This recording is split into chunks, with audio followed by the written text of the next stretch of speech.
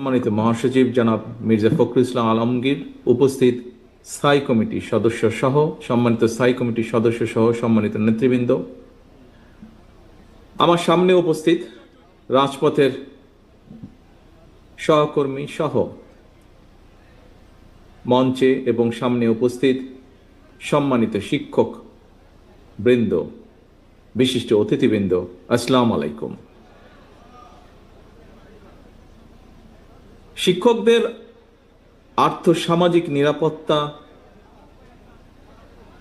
শিক্ষক শিক্ষার্থী শিক্ষা ব্যবস্থাপনা, নানা বিষয়ে এতক্ষণ বিভিন্ন বক্তা বিভিন্ন বক্তব্য উপস্থাপন করেছেন। বিশেষ করে দেশে শিক্ষা ব্যবস্থার প্রসারে শহীদ রাষ্ট্রপতি জিয়াউর রহমানের বিভিন্ন গৃহীত ব্যবস্থা, শিক্ষা প্রতিষ্ঠানে এমপিওভুক্তকরণ সহ দেশনেত্রী খালেদা জিয়ার সময় বিভিন্ন ব্যবস্থা যেগুলো গ্রহণ করা হয়েছিল, এই সবগুলো বিষয়ে আপনাদের বিভিন্ন বক্তার বক্তব্যে ফুটে উঠেছে। সেজন্য এই বিষয়গুলোতে আমি নতুন করে অন্য কিছু বলতে চাই না। তবে আজকে এমন একটি সুন্দর পরিবেশে যারা মানুষ গড়ার কারিগর, সেই কারিগরদের এরকম একটা সুন্দর অনুষ্ঠানে কথা বলার সুযোগ পেয়ে আমি নিজেকে ভাগ্যবান মনে করছি এবং একই সাথে আমি আমার কতগুলো চিন্তা ভাবনা এই মানুষ গড়ার কারিগরদের সামনে তুলে ধরতে চাই। সম্মানিত শিক্ষকবৃন্দ, অতীতের ভালো দৃষ্টান্তগুলো থেকে অভিজ্ঞতা অর্জন এবং খারাপ দৃষ্টান্তগুলো বর্জনের মধ্যে দিয়ে একটি সুন্দর, সমৃদ্ধ, একটি প্রত্যাশিত বাংলাদেশ গড়ার পরিকল্পনা বাস্তবায়নই হোক আমাদের আজকের এবং আগামী দিনগুলোর অঙ্গীকার। প্রিয় সম্মানিত উপস্থিতিবৃন্দ, বিশ্ব এখন আর্টিফিশিয়াল ইন্টেলিজেন্সের যুগে প্রবেশ করেছে।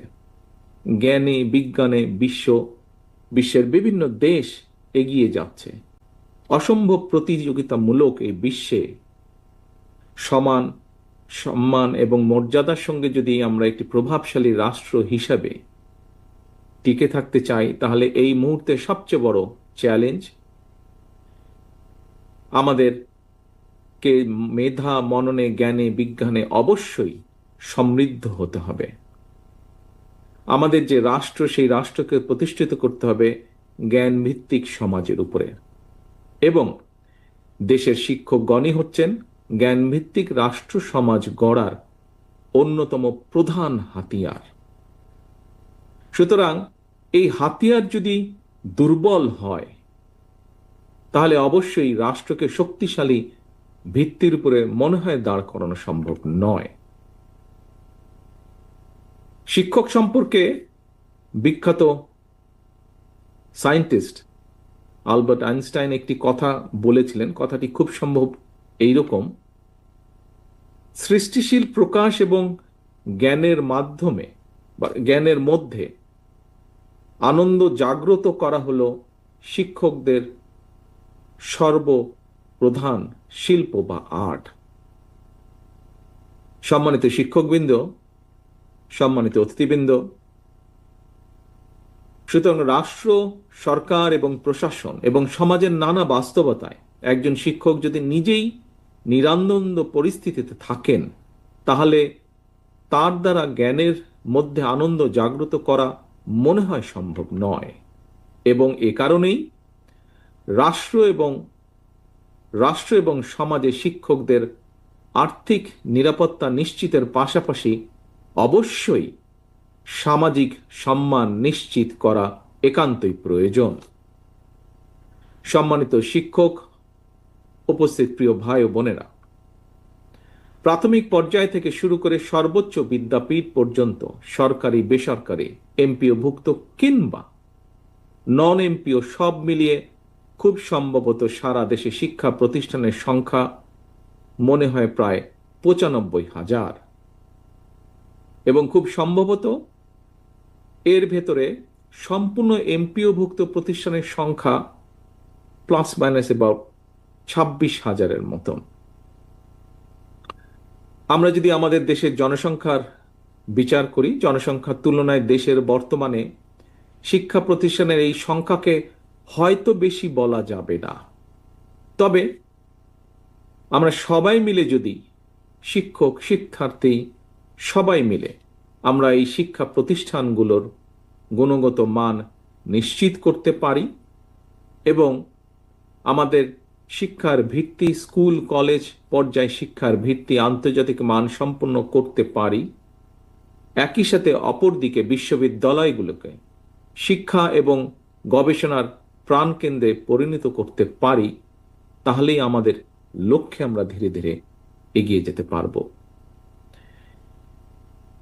দেশের শিক্ষা ব্যবস্থাকে পুঁথি নির্ভর না রেখে শিক্ষা কারিকুলামকে স্কুল পর্যায় থেকে ব্যবহারিক এবং কারিগরি নির্ভর শিক্ষা ব্যবস্থায় রূপান্তর করার বর্তমান যুগে বোধহয় আর কোনো বিকল্প নেই। এবং সেজন্যই দেশের একটি দায়িত্বশীল রাজনৈতিক দল হিসেবে বিএনপি ইতিমধ্যেই এই বিষয়ের বিশেষজ্ঞদেরকে নিয়ে প্রয়োজনীয় কর্ম পরিকল্পনা প্রণয়নের কাজ শুরু করেছে অনেক আগে থেকে। সম্মানিত উপস্থিতিবৃন্দ, সম্মানিত শিক্ষক ভাইরা, পারিবারিক পাঠশালার গণ্ডি পার হওয়ার পর প্রতিটি শিক্ষার্থীর সামনে শিক্ষক, শিক্ষার্থীরাই, টিচার্সরাই হচ্ছেন আদর্শ রোল মডেল। এ কারণেই প্রত্যেক শিক্ষককে শিক্ষার্থীদের প্রয়োজন এবং প্রিয়জন হয়ে ওঠা কিন্তু অত্যন্ত জরুরি। কিন্তু শিক্ষকরাই যদি রাষ্ট্র এবং সমাজে প্রতিনিয়ত সংসার সম্মান নিয়ে টানাপোড়েনে থাকেন, তাহলে একজন শিক্ষিকা বা শিক্ষকের পক্ষে শিক্ষার্থীদের সামনে নিজেকে রোল মডেল হিসেবে হয়তো উপস্থাপন করা সম্ভব হয়ে ওঠে না।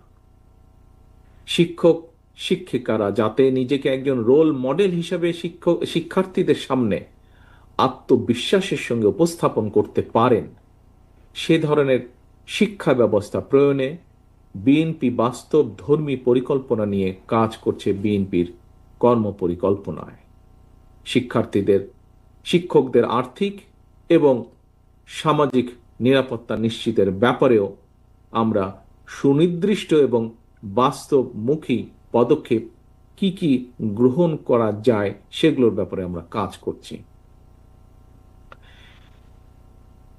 সম্মানিত প্রিয় উপস্থিতিবৃন্দ, দেশের শিক্ষক সমাজের, বিশেষ করে স্কুল মাদ্রাসার প্রাথমিক এবং মাধ্যমিক ও উচ্চ মাধ্যমিক পর্যায়ে শিক্ষকদের আর্থিক নিরাপত্তার নিশ্চয়তা এবং সামাজিক সম্মান সমুন্নত করে শিক্ষকতা পেশাকে সুযোগ এবং সম্মানের দিক থেকে প্রতিযোগিতামূলক করে গড়ে তোলার প্রয়োজন আছে অবশ্যই। আমার মনে হয় আপনাদের কিছুদিন আগে একটি অনুষ্ঠানে আমি সুযোগ হয়েছিল আমার কথা বলার। সেই অনুষ্ঠানে আমি আগেও বলেছি, সেই সময়ও বলেছি, আমি শিক্ষকতা পেশা কখনোই উপায়হীন বিকল্প কিংবা একটি সাধারণ চাকরির মতন হতে পারে না।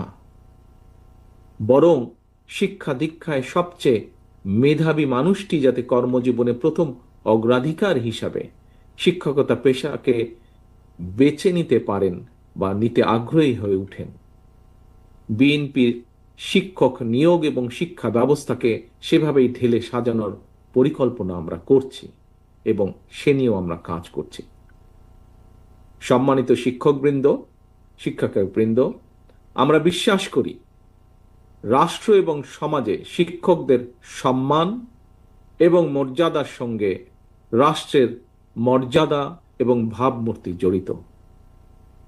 দুর্নীতিবাজরা বিত্তবান হলে রাষ্ট্রের, সমাজের ভাবমূর্তি কমে, কিন্তু সমাজে শিক্ষকদের মর্যাদা অক্ষুণ্ণ থাকলে সমাজের ভাবমূর্তি বৃদ্ধি পায়।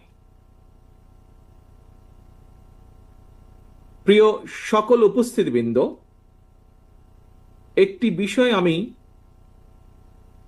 মনে ধারণ করি, আমি দৃঢ়ভাবে বিশ্বাস করি, আমাদের রাষ্ট্র বা সমাজ ব্যবস্থায় দুর্নীতি নামক একটি ব্যাধি রয়েছে।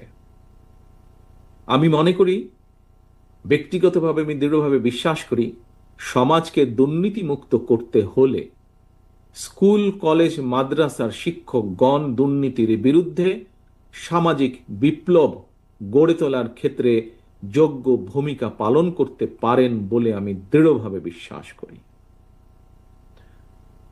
সম্মানিত শিক্ষকবৃন্দ, শিক্ষকদেরকে নিয়ে আমি আমার একটি পরিকল্পনার কথা আপনাদের সাথে শেয়ার করতে চাই। এতক্ষণ যা বলেছি সেগুলিও যেমন পরিকল্পনা, আরও একটি পরিকল্পনার কথা আপনাদের সামনে আমি শেয়ার করতে চাই।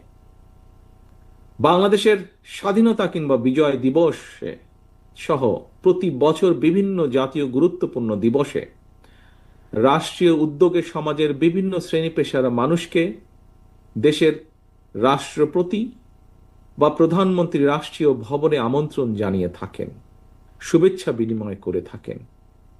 আমি মনে করি এ ধরনের জাতীয় দিবসগুলোতে আমন্ত্রিত অতিথির তালিকায় অবশ্যই প্রাথমিক এবং মাধ্যমিক স্কুলের কমপক্ষে একজন করে শিক্ষককে আমন্ত্রণ জানানো অত্যন্ত জরুরি, এবং এটি নিশ্চিত করার জন্য প্রয়োজনে ওয়ারেন্ট অফ প্রেসিডেন্স বা রাষ্ট্রীয় পদমর্যাদাক্রম পুনর্মূল্যায়ন করে রাষ্ট্র এবং সমাজে শিক্ষা এবং শিক্ষকের মর্যাদা সমুন্নত রাখার বিষয়টি নিশ্চিত করা অবশ্যই প্রয়োজন।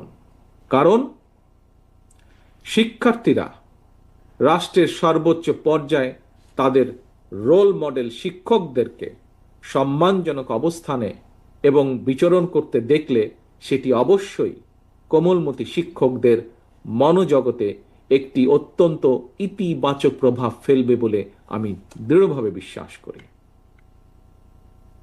সম্মানিত শিক্ষক, উপস্থিত ভাই বোনেরা, সম্মানিত নেতৃবৃন্দ, এই সমাবেশে আপনাদের অনেকের বক্তব্যে শিক্ষকদের চাকরি জাতীয়করণ প্রসঙ্গ এসেছে। কেউ কেউ মনে হয় আরো শিক্ষা প্রতিষ্ঠান কেউ কেউ মনে হয় আরো শিক্ষা প্রতিষ্ঠান এমপিওভুক্ত করার কথা বলেছেন। এছাড়াও আপনাদের এই সংগঠনের বাইরেও বেসরকারি শিক্ষকদের বিভিন্ন বেশ কিছু দাবি রয়েছে। দেশের একটি দায়িত্বশীল রাজনৈতিক দল হিসেবে বিএনপি শিক্ষকদের ন্যায্য দাবির সঙ্গে নীতিগতভাবে অবশ্যই একমত। আমাদের দলের মহাসচিব সহ স্থায়ী কমিটির সদস্য জনাব আমির খুসরো সাহেব এখানে উল্লেখ করেছেন, আপনাদের বক্তব্য থেকেই উঠে এসেছে এখন পর্যন্ত যতটুকু হয়েছে শিক্ষকদের জন্য বিভিন্ন পর্যায়ে বিএনপি যতবার রাষ্ট্র পরিচালনার দায়িত্বে ছিল অধিকাংশ সময় অধিকাংশ দাবিগুলো সে সময় পূরণ হয়েছে।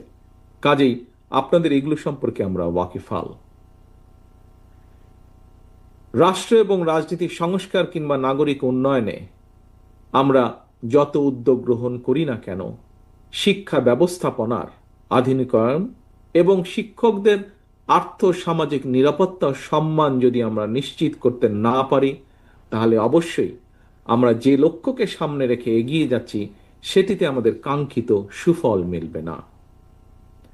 সম্মানিত শিক্ষকবৃন্দ, উপস্থিত অতিথিবৃন্দ, সম্মানিত উপস্থিতিবৃন্দ, জনগণের ভোটে বিএনপি রাষ্ট্র পরিচালনার সুযোগ পেলে অবশ্যই রাষ্ট্রের সামর্থ্য অনুযায়ী শিক্ষকদের আর্থিক নিরাপত্তা বেষ্টনী বাড়ানো কিংবা চাকরি স্থায়ীকরণ কিংবা জাতীয়করণের বিষয়টি ইনশাল্লাহ ইতিবাচক বিবেচনার জন্য উচ্চ পর্যায়ের কমিশন আমরা গঠন করব ইনশাল্লাহ।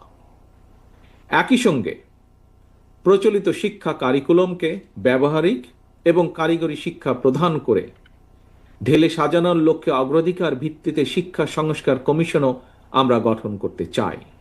নৈতিকতা এবং ধর্মীয় সামাজিক মূল্যবোধের আলোকে কর্মমুখী শিক্ষা ব্যবস্থা প্রবর্তন এবং শিক্ষা ব্যবস্থার আধুনিকরণে জরুরি ভিত্তিতে পদক্ষেপ গ্রহণ করা যদি না যায়, তাহলে এই কম্পিটিশনের বিশ্বে আমাদের দেশ হিসাবে, জাতি হিসাবে টিকে থাকা অত্যন্ত কঠিন হবে। রাষ্ট্র, রাজনীতি এবং সরকারের উন্নয়নে বিএনপির গৃহীত সকল পরিকল্পনা বাস্তবায়নের জন্য প্রয়োজন জনগণের স্বতঃস্ফূর্ত সমর্থন এবং প্রয়োজন